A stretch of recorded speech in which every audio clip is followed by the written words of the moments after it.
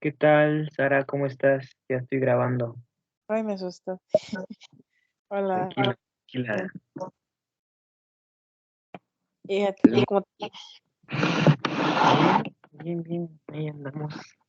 Ya listo para hablarte de este libro que ya yo tenía muchas ganas de leerlo, pero ya sabes, cuando uno va a librerías o cuando está pidiendo por internet, siempre se atraviesan otros títulos Sí. y te vas tardando en llegar al que originalmente querías.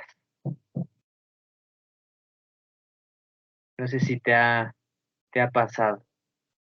Sí, de hecho, compré un libro el mes pasado. Creo que me enseñaron. La séptima muerte lo compré y no lo he leído. Pero lo voy a leer, yo creo que cuando termine eh, el ese de la ceguera. Muy bien, deja nada más cambio el fondo. Em, Pantalla también. Tengo bien. a ver, Ya estoy en pijama también. muy bien. Está bien que estés cómoda. Contra.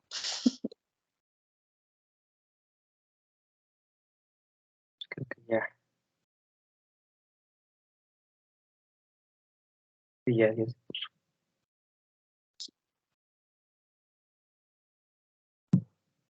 Y ahí te voy. Ah,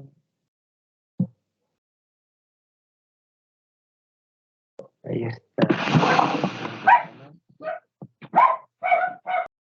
Fondo temático.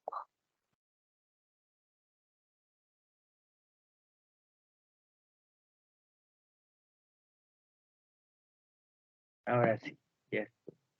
Bueno, pues esta sesión, siempre se me olvida qué número de sesiones, nada más la pongo ahí en el canal de YouTube el número. Creo que es la 17 o algo así. No, yo creo que la 17 ya fue. Es la 18, yo creo que es la 19. Ni me acuerdo, pero bueno. De todos modos, ya tenemos más sesiones que las que están en el video, en YouTube. Bien, el libro, pues se ve, bueno, no se alcanza a ver completamente, que está aquí bueno, yo lo veo que está a mi derecha. Mm, sí, ¿Sí está a mi derecha? sí, a Sí, tu derecha. yo lo veo a mi izquierda, Sí, aquí se ve la derecha. Ajá. ajá, pero no sé si se parezca como derecha, bueno, ya, quién sabe. Como es como efecto espejo, Ajá. bueno, pero lo tengo aquí también. Bien. Sí. Oye, es Eh, grande, ¿Eh? es grande. Pues sí se ve gordito, son 400, 406 páginas. Bonito. Es- para, para mí es una extensión normal. Ujú. Eh, Bien, el libro del que te voy a hablar esta noche es Voces de Chernóbil, porque se pronuncia Chernóbil en español, y se escribe con acento en la O y con I latina en español, ¿no? Voces de Chernóbil de Svetlana Alexievich, escritora, por lo que investigué, pues magnífica, Premio Nobel de Literatura. Eh, no he leído más de ella, pero con este libro, si este fuese el único libro que ella hubiese escrito hasta ahorita, yo creo que sí se sigue mereciendo el premio. O a lo mejor no el Nobel, sino pues uno de literatura de su país, sí, o al menos de Europa, ¿no? Em, o bien de Asia. Ella es ucraniana. Ella es ucraniana, no es cierto, perdón, estoy mintiendo, no es ucraniana, es bielorrusa. Ella es bielorrusa. Es que me confundo porque esto pasa aquí cuando estaba la Unión Soviética, pues Ucrania, Rusia, Bielorrusia, pues estaba toda la mezcolanza, ¿no? O sea, era, digamos, un pase libre. Ujú. Bien, entonces la edición que yo leí es de Bolsillo, editorial de Bolsillo. El título completo en español es Voces de Chernóbil, Crónica del Futuro. Es un ensayo diagonal crónica. Incluso tiene tintes dramaturgios, de dramaturgia, vaya, de como si estuvieses leyendo una obra de teatro. Bueno, estás leyendo monólogos, porque en sí los testimonios de las personas entrevistadas te aparecen todas como monólogos. Incluso ahí te ponen las acotaciones. Algunos tienen acotaciones, otros no. De, por ejemplo, se queda callado, se altera, se para, mira Es la ventana o hace o estas cosas, ¿no? un monólogo Eh, de entrevista, pero sin preguntas. ajá. Entonces, bien, tiene 406 páginas. Es una edición bastante, pues me parece bastante linda, bastante práctica. Ella nació en el 48, en 1948, y la catástrofe nuclear de Chernóbil pasó en 1986. El 26 de abril de 1986 explota el reactor nuclear de Chernóbil, ubicado en la ciudad de Pripyat, en Ucrania. Y sí, esto sí fue en Ucrania, Chernóbil sí, sí es Ucrania. Y bueno, empezamos con, pues, se divide en tres partes el libro, se divide en tres partes, y empezamos con una nota histórica, pues nada más para dar como cierto contexto, quizá de las consecuencias por la avería que hubo en Chernóbil en ese año. Y después sigue un, una parte que no aparece como monólogo, pero sí lo es, se llama Una solitaria voz humana. Esta solitaria voz humana, bueno, hay dos capítulos que así se llaman, Una solitaria voz humana, pero esta primera es habla la esposa de un bombero, de este bombero, eh, de uno de tantos bomberos más bien, que fueron convocados a apagar el incendio ocasionado por la explosión en el reactor.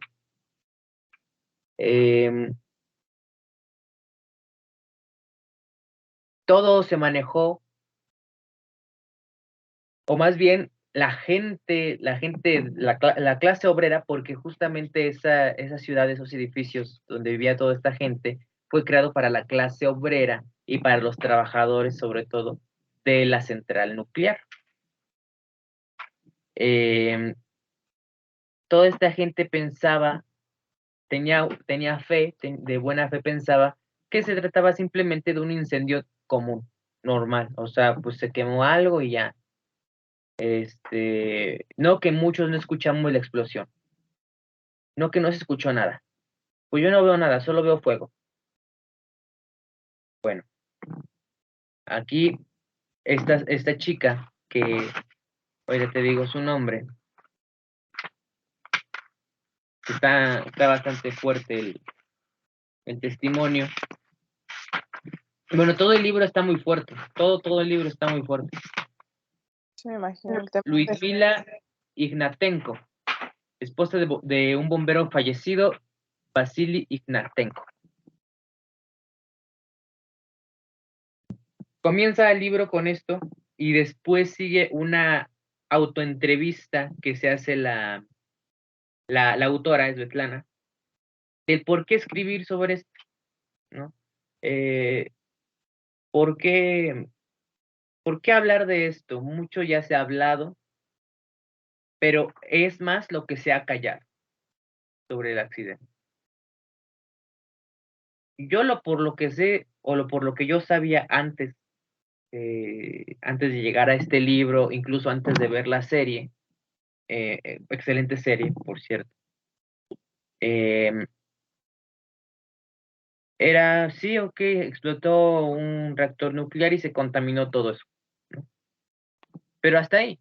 Hasta ahí porque esta parte del mundo es ajena, tristemente, a lo que sucedió ahí, y al mismo tiempo, al ser ajenos de la información de lo que pasó allá, somos de cierta manera ajenos a la crisis social, humana y ambiental que se vivió gracias a esta negligencia.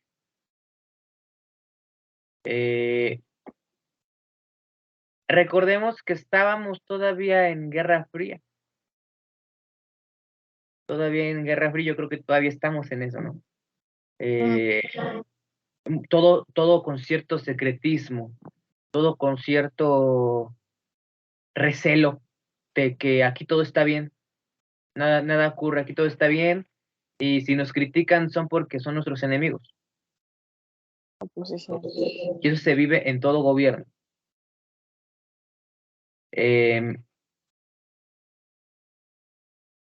Rusia, o más bien la Unión Soviética, pues guardaba mucho este secreto, e incluso al punto de llegarse a creer sus mentiras y encubrir lo que estaba pasando, que era de preocupación global. Y se hubiese evitado tanta contaminación si se hubiese actuado de inmediato. Ya no digo si hubiese evitado la explosión, no, si hubiese evitado tanta contaminación si se hubiese actuado de inmediato. Con decirte que se menciona en el libro que la gente fue expulsada, prácticamente expulsada. Bueno, ellos creían que iban a regresar porque el gobierno, los militares les decían, van a regresar, solo van a estar 3 días afuera de su casa en lo que se arregla el reactor, en lo que se hace una limpieza. Solo 3 días y van a regresar. Bueno, se van, pero se fueron después de 3, casi 4 días de la explosión. Cuando se estaba liberando una cantidad nunca antes vista de radiación en el ambiente. Nunca antes vista. Ni siquiera con las bombas de Hiroshima y Nagasaki. Nunca. Nunca se había visto algo así.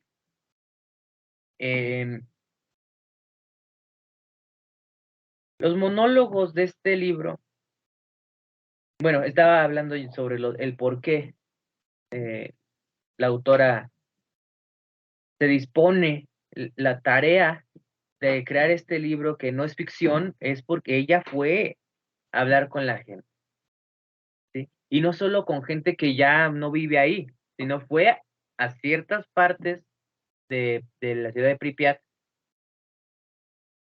quizá no tan cerca del reactor, pero pues gente que vivía todavía y que yo creo que sigue viviendo en la zona de exclusión, porque se le llama la zona de exclusión de Chernobyl. Bien, hay tantas cosas que abordar de este libro que mi error fue no hacer un, una organización, pero pues prefiero que salgan así como voy recordando. Eh, Empiezan los monólogos y voy a hablar de uno que incluso puedes encontrar en Spotify. De hecho, hay 12 monólogos en Spotify de este libro, están completos. Uno de ellos habla sobre bueno, quien lo dice es una señora, una mamá que, que tiene una niña, que su bebé es una niña, que nació con un riñón nada más. Nació con un riñón, no le hace falta la vulva y su ano. Entonces, te narra lo cruel, lo difícil que es para esta mamá. No diré que para la niña, porque la niña no conoce otra cosa diferente a lo como ella nació, sino para la mamá, que tiene que ir con la niña al baño y exprimirle, pues donde se supone que tiene que estar su vulva para exprimirle un poquito de pipí. Y siempre que quiere ir al baño la niña, ¿no? La niña vive en el hospital, no se puede ir a su casa. O sí se llegaba a ir a su casa, pero ella quería regresar al hospital. ¿Por qué? No porque se sintiera mal, simplemente porque era para ella su hogar, porque se crió en un hospital, vive en un hospital, estudia en un hospital, ¿no? Y sus, em, y sus juegos con sus muñecas es que ella es doctora y las cuida porque están enfermas, ¿no? Hay otro y se repite mucho en el libro, varios monólogos hablan sobre este juego que hacían los niños, eh, incluso niños que les tocó el accidente, que están pues a simple vista sanos, ¿no? Y empezaban a jugar, y el impacto social y cultural es que empezaron a jugar diciendo, soy la radiación, es como los encantados o congelados, soy la radiación y si te toco ya perdiste, ¿no? Soy la radiación porque ese era el terror que ellos conocían, Sí. no, no el coco, no el hombre del costal, no, la radiación, ¿no? Que la radiación no se ve, que no huele, que no se siente, pero mucha gente entrevistada, de los que dicen sus monólogos aquí en este libro, la radiación sí se ve. Sí, yo la vi, dice. Yo vi la radiación. La radiación sí se puede ver. La radiación también se puede sentir y se ve en todo esto que te platico. Y aparte, cuando llueve después de un par de días, después del accidente, los charcos de agua que se quedaban, o eran verdes o eran amarillos. Agua verde o amarillo, que Yo vi caía así del cielo, radiación del cielo. porque había una reacción ionizante en el ambiente. Cuando se explota el núcleo, queda expuesto, porque no explotó el edificio, explotó el núcleo sacando la tapa del edificio. Eh,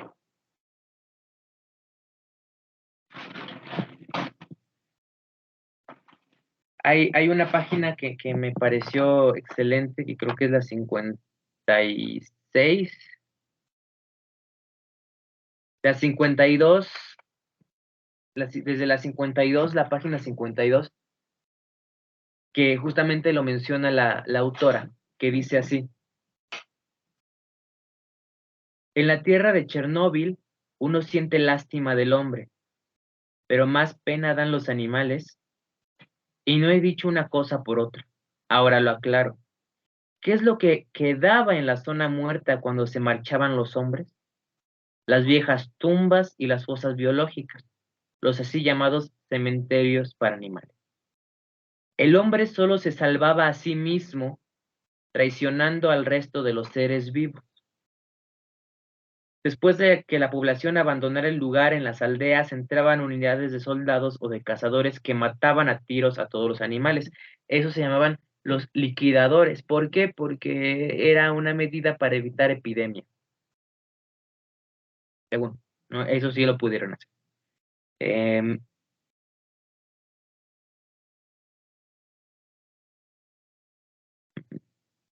Después de que la población abandonara el lugar, en las aldeas entraban unidades de soldados o de cazadores que mataban a tiros a todos los animales. Y los perros acudían al reclamo de las voces humanas. Eran dóciles, también los gatos. Y los caballos no podían entender nada. cuando ni ellos, ni las fieras, ni las aves eran culpables de nada, y morían en silencio, que es algo aún más pavoroso. Hubo un tiempo en que los indios de México e incluso los hombres de la Rusia precristiana pedían perdón a los animales y a las aves que debían sacrificar para alimentarse. Y en el antiguo Egipto el animal tenía derecho a quejarse del hombre. En uno de los papiros conservados en una pirámide se puede leer: no se ha encontrado queja alguna del toro contra N. Antes de partir hacia el reino de los muertos, los egipcios leían una oración que decía: no he ofendido a animal alguno, ni lo he privado ni de grano ni de hierba. Este dato que la autora menciona no es por nada, no es porque pues sea animalista o cosas así, yo desconozco si lo es o no, pero esto lo menciona la autora porque muchos de los monólogos de gente que se quedó a vivir en la zona de exclusión convivió con animales y dijo: ahora somos uno, ahora los entiendo, estamos solos, no me voy de aquí porque aquí es lo único que conozco. Es lo único que tengo. Mis padres, mis abuelos o yo misma, yo mismo sobreviví a la Segunda Guerra. Sobreviví a la purga de Stalin, porque Stalin hacía purgas, como para, como para irme. Y era totalmente, bueno, yo lo entiendo así, era totalmente respetable. Eso, Claro, pues, de ok, es tuyo, es tu lugar, es tu hogar. nadie te puede quitar a la fuerza. Si sabes del peligro y te quieres quedar. Exactamente, Qué exactamente. triste, estoy triste. Sí, Ujú. porque no tenían otra cosa más que hacer. Decían, sí, y los que nos quedamos, sí venían los soldados, nos daban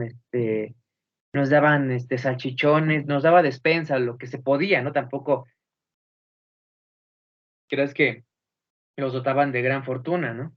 Eh, porque nos decían que nuestros huertos, porque es una clase obrera, te repito, era una clase obrera, ahí se sembraba, ahí había ganado, eh, y de ahí vivía la gente. Nos dicen los soldados, los agentes, la gente del partido, porque así se le denominaba, que no podíamos comer lo que sembrábamos, no podíamos comer lo de nuestro suelo. Pasó un tiempo, no nos importó y ya comemos de lo que sembramos. Nos decían que teníamos que hervir el agua, que teníamos que hervir la carne en el agua con sal 3 horas, después lavarla, después volverla a hervir otras 3 horas. Pues, ¿quién tiene Y tiempo para eso, pues, como diría mi mamá, consuelo de tontos, ¿no? Porque eso no deshacían nada, ¿no? No deshacían nada de radiación. Y la radiación estaba en todo, no en la comida nada más, en el aire.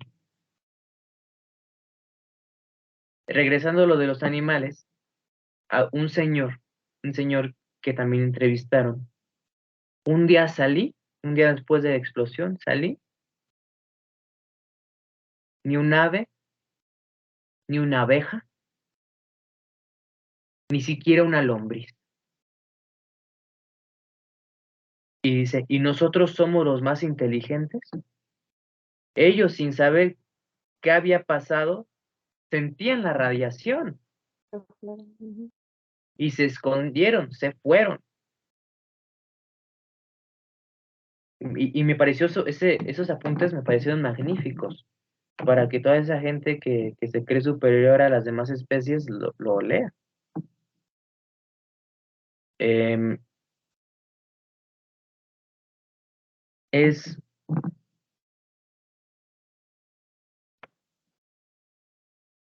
en un monólogo que se llama Voces, Coro de Niños, se llama el monólogo porque son varios niños que están ahí hablando. Hay una fundación que se creó después de que se llama Niños de Chernóbil,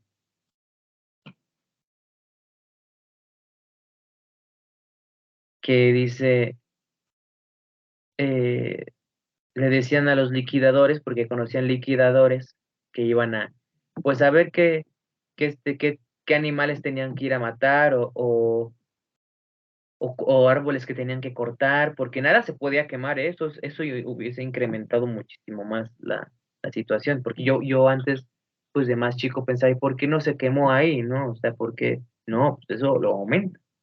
La combustión es más contaminación. Em, entró un liquidador a una casa de las abandonadas y en la nota decía, no tenemos dinero, no hay nada de valor, pero cómete la comida, no dejes que se eche a perder. Dejaban así la nota la gente. Y en otra casa, le dejé a mi hámster comida para 2 días, porque no me podía llevar a mi hámster. O sea, pues el pobre hámster pues murió de hambre, ¿no? Eh, Uno de los que se encargó de matar a los perros, un liquidador, lo más fuerte fue entrar a una casa y ver cómo estaba la perrita amamantando a sus cachorros recién nacidos. Y los tuvo que matar a todos. Los tuvo que matar a todos. A lo que voy con esto es que hasta que no llegó a este punto, quizá mucha gente que lo vivió de cerca entendió que las crisis mm, no le son ajena a ninguna especie, arrasa con todo.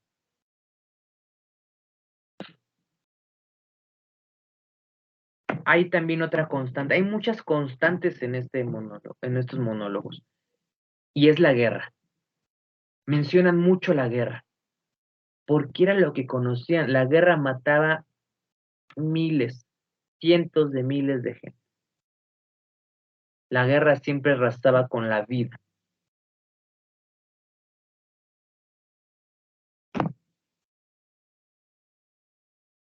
Es, y para mucha gente que vivió todo esto decía, esto es guerra, esto es la guerra. Y cuando todavía no comprendían, cuando acababa de pasar, esperaban que llegaran los bombarderos de Estados Unidos a arrasar con todo, porque no tenían un antecedente sobre esto. Y la guerra era lo más el ejemplo de destrucción más cercano que ellos tenían, siendo que esto es peorcísimo. O sea, no lo comparo, pero híjole, es horrible. Eh,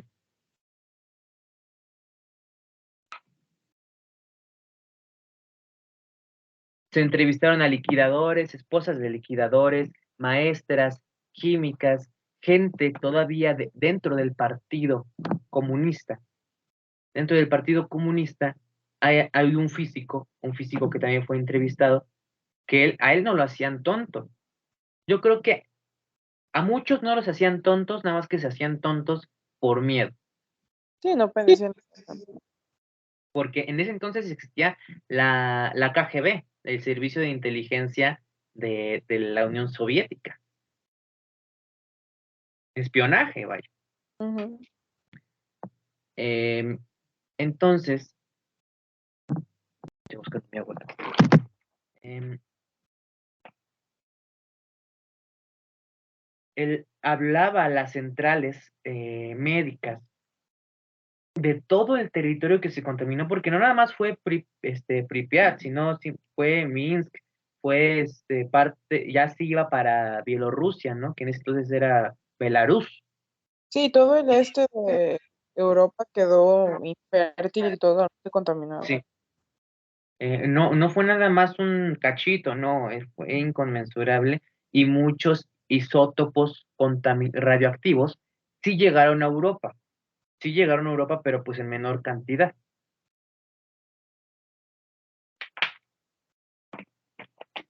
Y si no llegó a tanto fue porque tuvieron que tapar el gran hoyo con lo que ahora se conoce como como el sarcófago, porque así se conoce toda la estructura que rodea el reactor de Chernóbil, se llama sarcófago, y va a durar 100 años.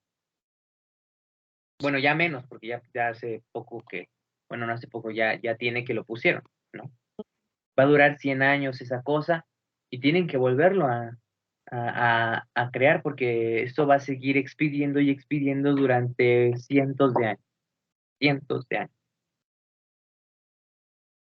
Dicen, también ahora que recuerdo eso, un entrevistado, pues todavía sería más fácil comprender que serían 100, 200 años, que no se va a poder ocupar ese territorio, pero 1000, 2000, 3000, eso ya escapa de cualquier comprensión.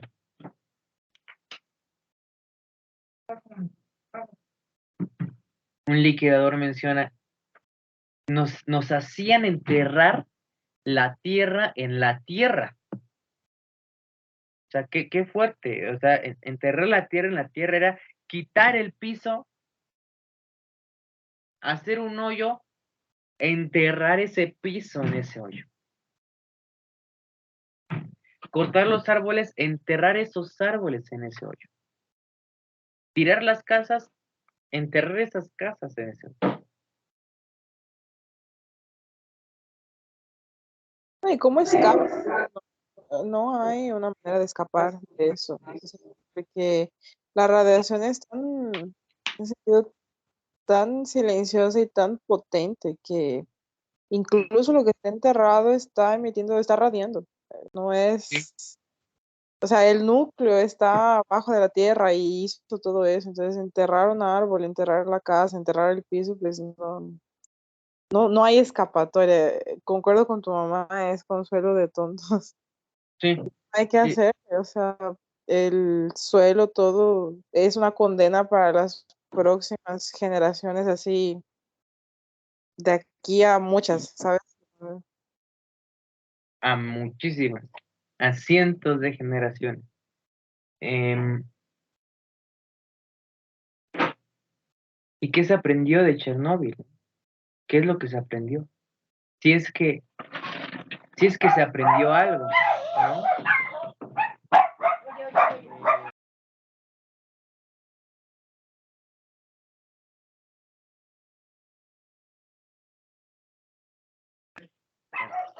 Si es que se aprendió algo.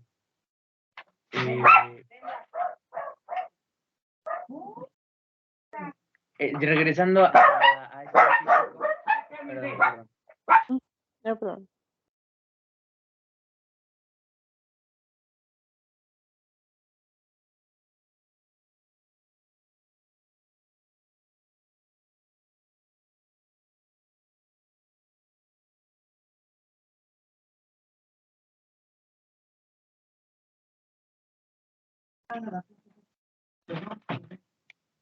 Ya. Regresando a este físico, hablaba a las centrales médicas y le decían, oye, porque después de todo este despapalle, o sea, pasaron meses, semanas, meses, y él inició una investigación de a ver qué pasó, a ver qué tanto daño se pudo evitar si hubiesen actuado de esta manera, de esta otra manera o con más velocidad. Y les decía, denle yodo a la población, denle cápsulas de yodo a la población. El yodo tenía que tomar una al día eh, para evitar que eh, ¿cómo se llama? ¿Cómo se llama? Se me fue hay gente que se enferma y que sube mucho de peso y después se enflaca y es por algo que es tiene.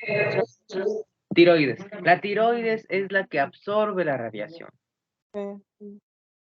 Entonces tenían que tomar yodo.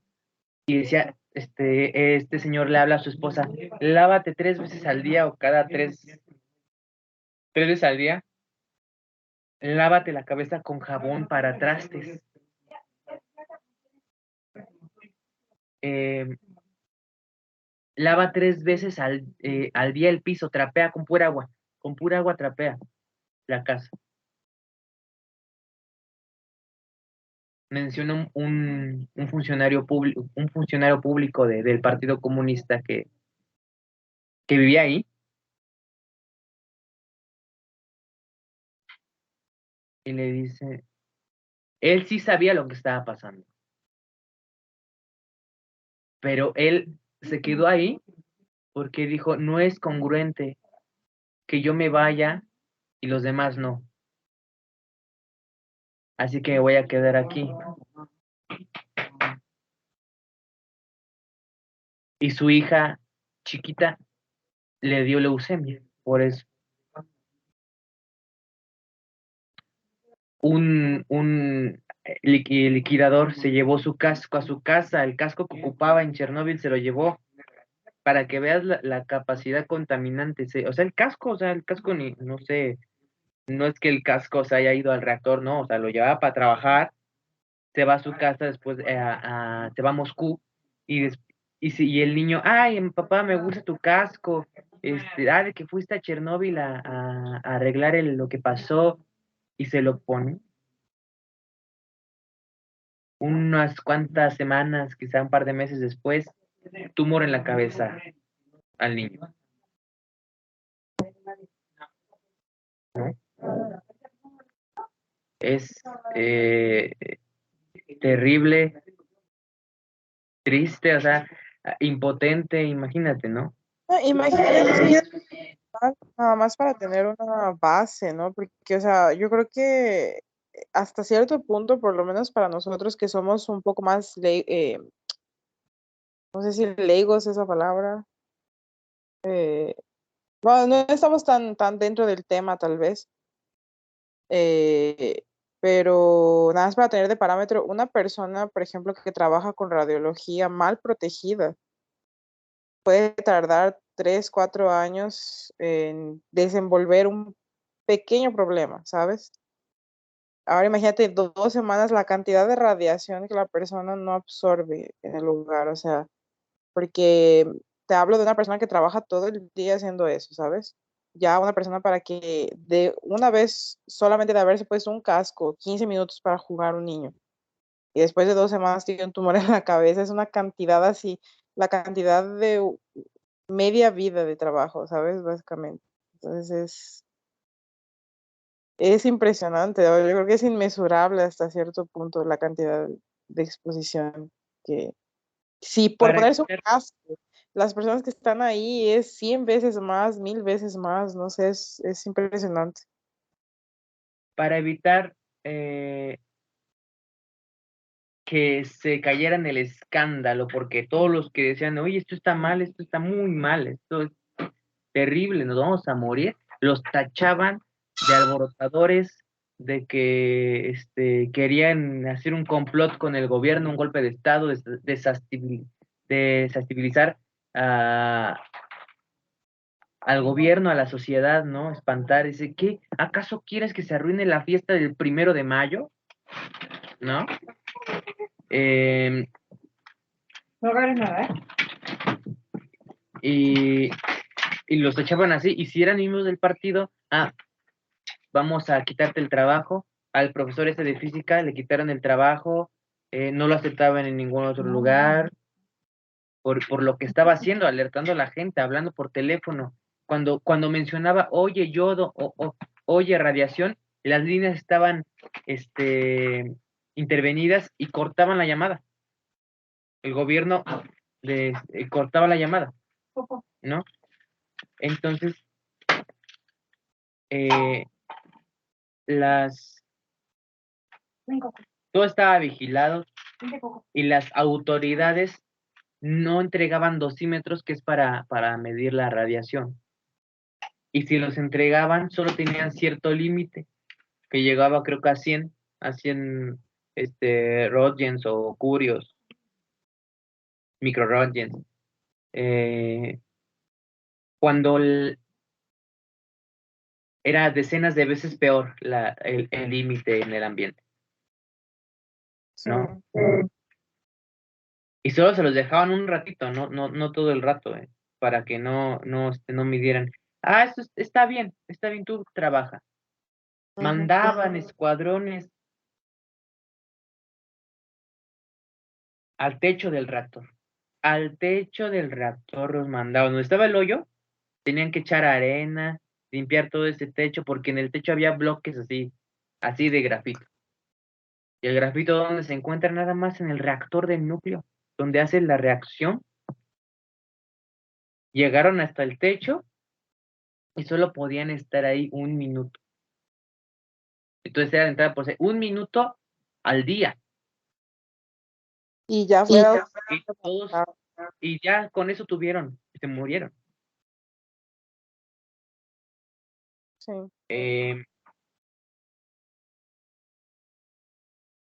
La gente ya con radiación se empezaba a poner negra, se les caía la nariz. Ujú. No a todos les dio la radiación de la misma manera o reaccionó su cuerpo de la misma manera como con los virus, como con la comida. No reaccionó de la misma manera. Muchos desarrollaron el cáncer, la leucemia, se empezaron a pudrir. De diferente manera sucedió y le sucedió a todos, ¿no? Em,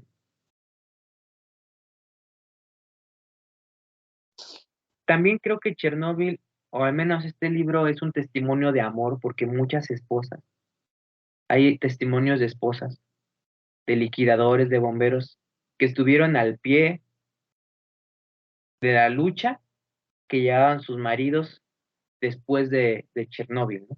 O sea, la enfermedad. Yo no podré decirte más sobre este aspecto porque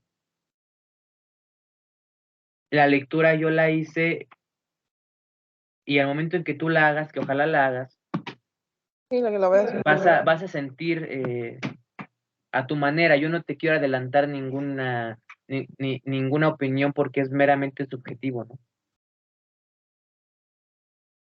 Eh,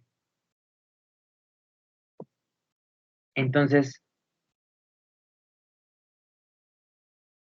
eh, iba a mencionar otra cosa, ya lo... Es el capítulo ese de las lombrices justamente se llama Monólogo acerca de las lombrices, el manjar de las gallinas y de que lo que hierve en la olla tampoco es eterno.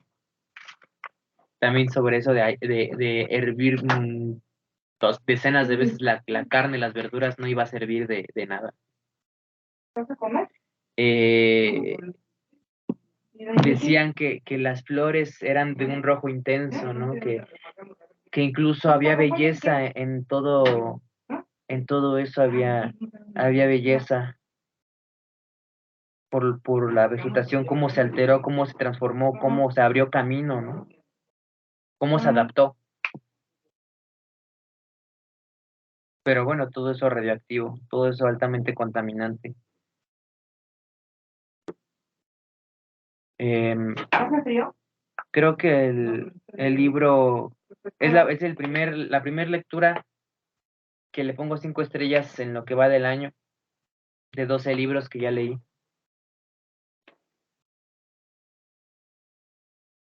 Lo volvería a leer, sí, pero pues sí, está fuerte, sí termina con... Sí, me puse triste nada más de lo que dije. Y no es nada, te lo digo por encimita, ¿no? Es Sí. muy, muy, muy, muy por encimita, o sea, em, hay cosas que se me van ahorita, pero que igual me impresionaron bastante. Y leer lo excelente es que está así como, o sea, yo sé que la información que está aquí en los monólogos fue tratada de manera literaria por la autora para que fuese más sencillo de leer, de entender, de sentir y tiene su estilo, ¿no? Eso se entiende. Eh, pero pues es la voz del pueblo, desde el humano y Sí. es increíble. Y no solo... eh, es de un mismo punto de vista. No creas que todas las personas entrevistadas tienen el mismo punto de vista, porque hay dos que tres que defienden al comunismo. O sea, yo creo que el problema no es el comunismo, sino porque esto pudo haber pasado tanto en un gobierno comunista, socialista, como con uno neoliberal, capitalista, pudo haber pasado en cualquier gobierno. Eh, y todo gobierno tiene sus muertos. Entonces, hay también gente que defiende el movimiento y quién sabe qué cosa. Retomando lo que dijiste, es algo de lo que no puede escapar, ¿no? Porque mucha gente que sí se fue, pues sabían que venían de Chernóbil las demás gente de Moscú y había ciertos barrios que se hicieron justamente todo un barrio para que fuera a vivir allá gente de Chernóbil, gente afectada por Chernóbil, ¿no? Y le decían la calle de Chernóbil o el vecindario de Chernóbil y les hacían bullying a los niños, o bueno, no solo a los niños, a los adultos también, los rechazaban, no les daban empleo, oye, hazte para allá, incluso las familias les daban la espalda, ¿no? Este, una fue a buscar a su hermana y no le permitió la entrada, no, no te puedes quedar aquí porque, pues, ya eres radioactiva, y pues de cierta manera sí, pero pues, o sea, se espantaron también mucho la gente porque desconocían, ignoraban todo esto porque no había un antecedente, ¿no? O sea, sí, había gente que sí te podía enfermar, pero había otra gente que no. Em, pero para, para saber, ¿no? En ese entonces. Y también totalmente respetable, pero pues las desgracias, la desgracia de Chernóbil los acompañó durante toda su vida, durante toda su vida. Aunque no hayan sido discriminados algunos, había dolor, había dolor. Ujú. Se sufría de diferentes. Sí, exactamente. De salud, psicológica, emocional. El sufrimiento nunca termina para esta gente. No, y por ejemplo, cuando dijiste al principio que les dijeron así como que, nada más van a ser 3 días, Ujú, después regresan, o sea, imagínate la cantidad de gente que no dejó todo para atrás, o sea, como dijiste, ¿no? Le dejé a mi mascota comida para 3 días, pero pues nunca volví, ¿sabes? O ujú, sea, no nada más los animales, ¿no? O sea, dejaste tu vida, porque por poco que tengas es lo que conseguiste con tu trabajo y lo dejaste y estás así con una mano enfrente y otra atrás en la calle. ¿Y dónde estás, no? O sea, ¿qué vas a hacer? No tienes trabajo, nadie te quiere dar trabajo porque eres radioactivo, no eres bienvenido en ningún lugar porque eres radioactivo y pues, ¿y ahora? O sea, es una crisis, el tamaño de la crisis y no sabes, o sea, yo creo que pobres de esas personas porque, ¿por qué te vas a preocupar primero? Te vas a preocupar primero por si vas a desarrollar alguna enfermedad en los próximos días, te vas a preocupar porque no tienes en dónde vivir, te vas a preocupar por lo que dejaste, te vas a preocupar porque hay tantas cosas por las que ellos, o sea, era una crisis tan grande en tantos aspectos que yo creo que eran tantas cosas para preocuparse que simplemente te vuelves loco, ¿sabes? No sabes ni siquiera por dónde empezar a preocuparte, no hay, es mucho para una persona, para un grupo de personas, porque aunque el accidente fue para todos y aunque todos vivieron la crisis a su manera, pues cada uno se preocupó por sus cosas, ¿no? Entonces, o sea, para una familia solamente esa cantidad de preocupaciones de volverse loco, o sea, más incluso, muy pesado. O sea, yo creo que es una manera de ver el accidente y esa parte de la historia pues, como nunca se vio, ¿no? O sea, como de una manera en la que nunca se abordó, como habías dicho al principio.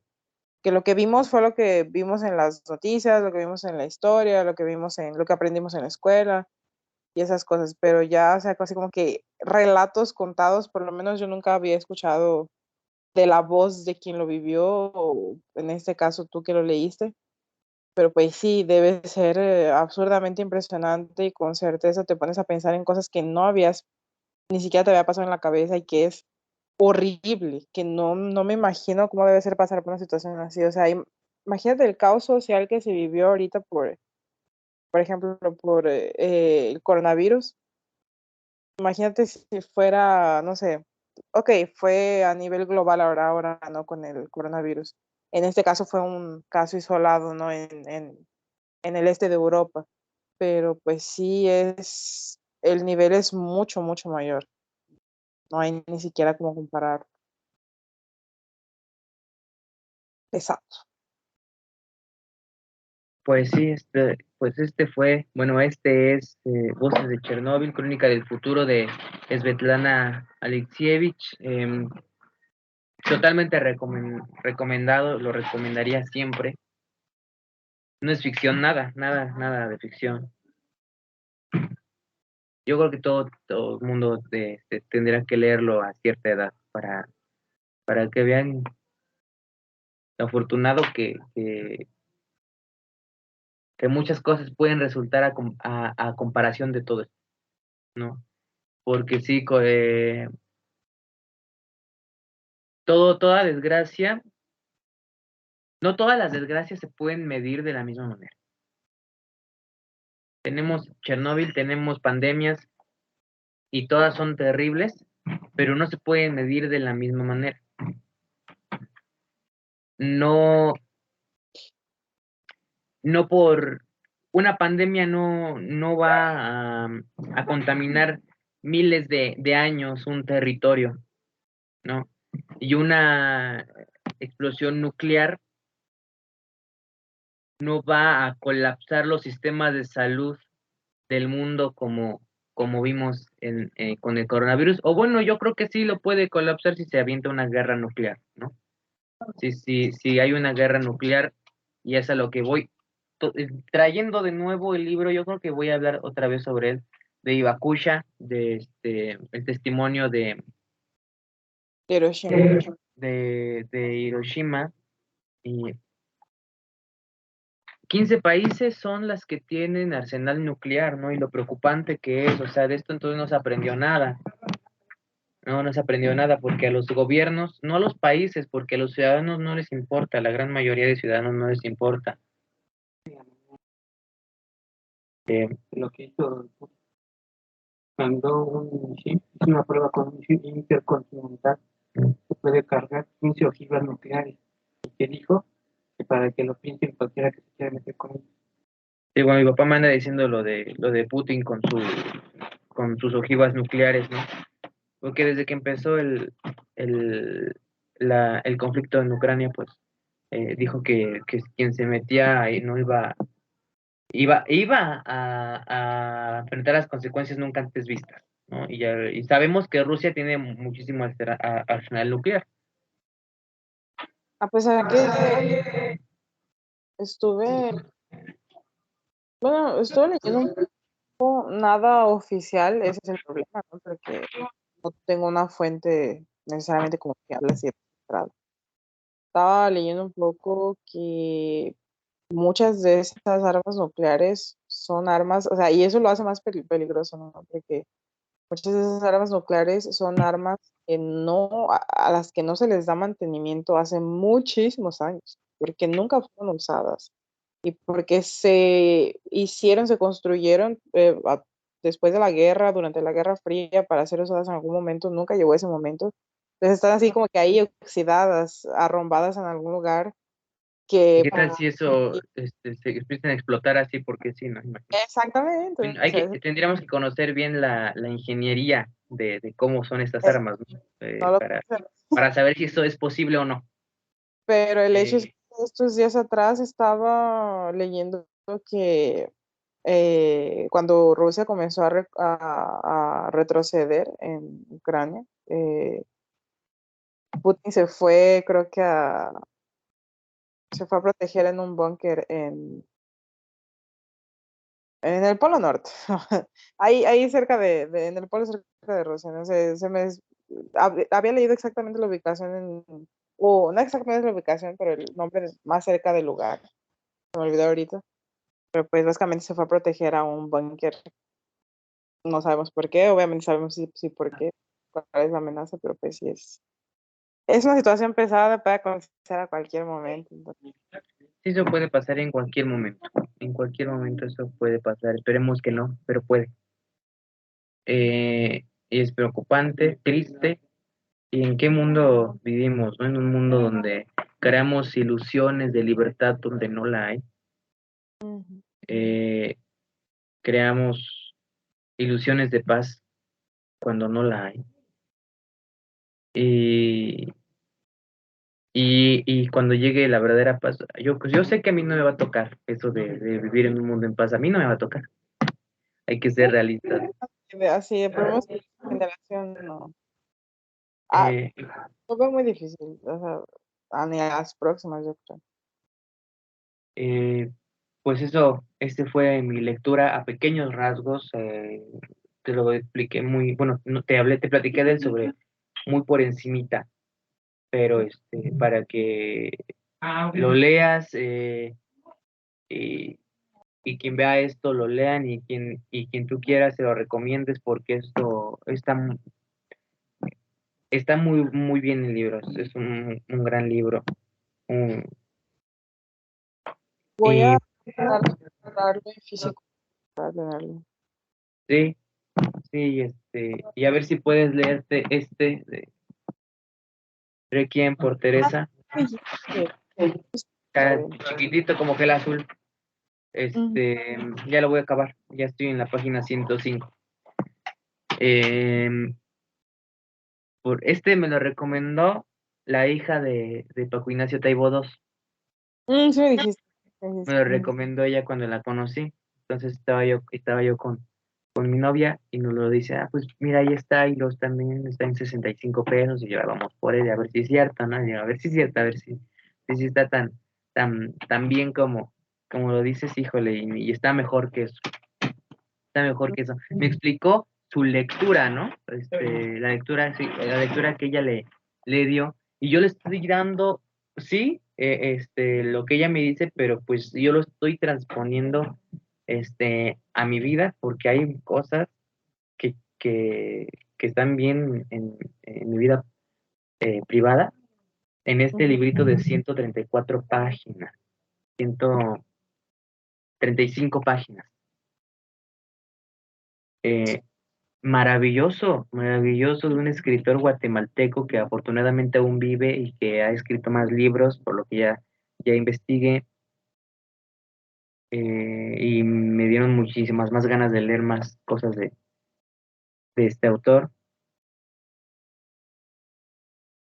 Requiem por Teresa es la siguiente lectura que vamos a hablar. Si es posible, la siguiente semana, si es que lo terminas. Si no, A ver si lo consigo. Ahí, si lo consigues, lo, lo platicamos.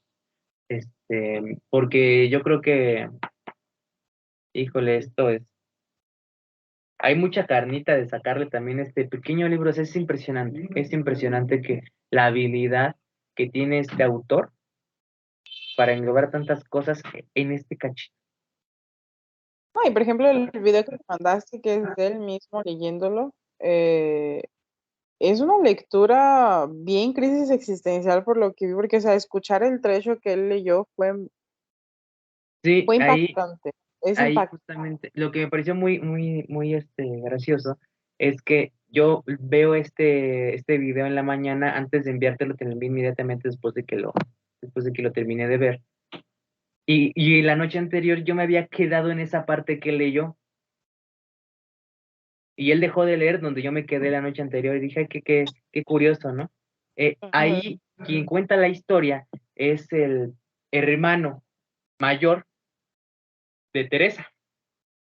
Y está, pues digamos que en un bar, en un barecito, en un antro más bien, con su hermano menor, recordando las cosas que llevaron a Teresa a su muerte. Mientras escuchan música del imitador de Elvis Presley, el Elvis guatemalteco, que está panzón, muy morenazo, chaparro, pero que canta idéntico a Elvis, aunque su inglés es pésimo, pero canta idéntico. Entonces, esa parte es la que leyó. Eh, bueno, toda la novela, por lo que estoy viendo, se centra en este antro donde está platicando todo este personaje. Pero bueno, entonces esto fue Voces de Chernóbil, y a ver si podemos seguir con Requiem por Teresa. Y si terminas un libro la siguiente semana, bueno, pues ya nos hablas de ese libro. O si escogemos alguna lectura, pues ya lo checamos. Fíjate que la siguiente semana ya está, ¿Cómo? como tengo, la próxima semana tengo mi cirugía el lunes. Ah, sí, tu cirugía, sí, sí, Pero sí. yo, Pues no, pues vemos, que no veo, no, tal vez lunes y martes se me hace un poquito difícil, pero yo creo que el final de semana le echo ganas para compensar.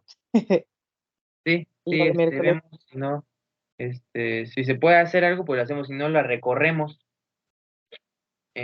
y pues así, Sara. incluso la misma, Muchas gracias. gracias a ti por Gracias, por compartir, y lee Voces de Chernobyl porque está muy bueno. lo voy a leer. Bye.